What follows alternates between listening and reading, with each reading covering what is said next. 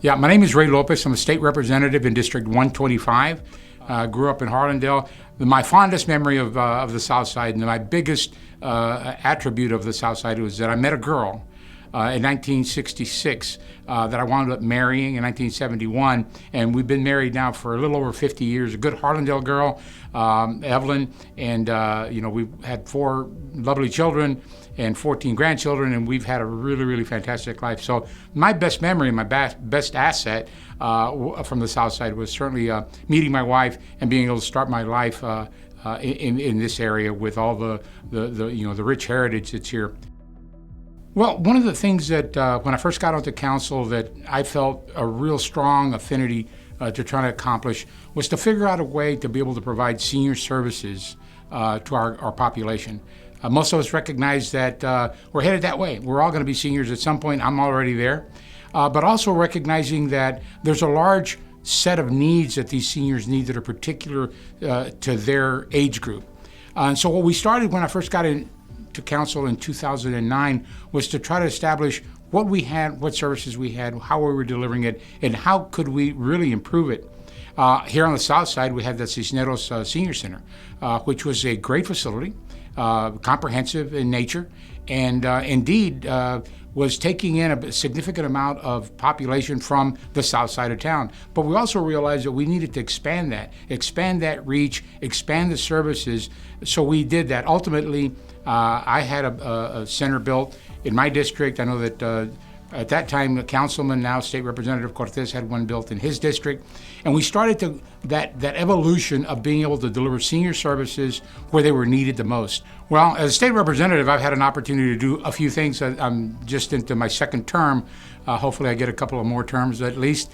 And one of the most proudful things that I have been able to accomplish in this last session, for example, was to be able to make sure that our region had the medical services available to them. And we have here in San Antonio a very unique asset, Brooke Army Medical Center, BAMC as we all call it.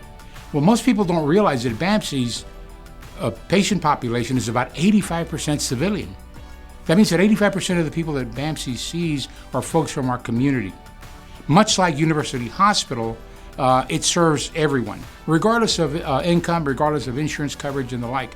So that is a great opportunity for us to be able to get a level 1 trauma care center in our community. But there was funding issues. And so what I did this past legislative session was work with my colleagues to put together some legislation to be able to provide them the level of funding that they need to continue to deliver those services to not only the south side of San Antonio, but to this entire sector, this entire region, multi-county region. And to me, that's one of the most important assets that we can possibly bring to our community, and that's healthcare, accessibility of healthcare to all our citizens.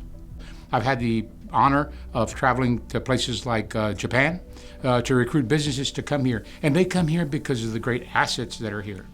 I also believe that we've got a lot of other assets, and I think if people will take a look at this portion of the map, for the most part, it tells you that there's a tremendous amount of growth and attention that's going there, with Military Drive being the center of that circle, and recognizing that there's a tremendous amount of assets that are already there, and more to come. We also have other assets that are here, whether it's Stenson Field, I mentioned Brooks, and a handful of other assets that are already on the ground here in San Antonio that I think we need to start to leverage. And I think more than anything, what the South Side has evolved into over the course of the last 2 decades was the recognition of its potential. And I can tell you that that potential is not just for the next 5 to 10 years. We've done an awful lot of work to try to figure out what are the other very tangible assets that we have. We have major intersections, major highways, 37, 410, 1604, a tremendous amount of transit capacity.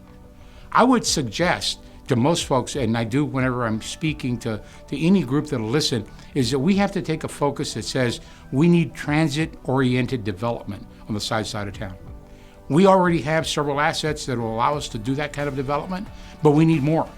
When you talk about other portions of transit that are really dominant in our future, it's going to be rail, passenger rail specifically.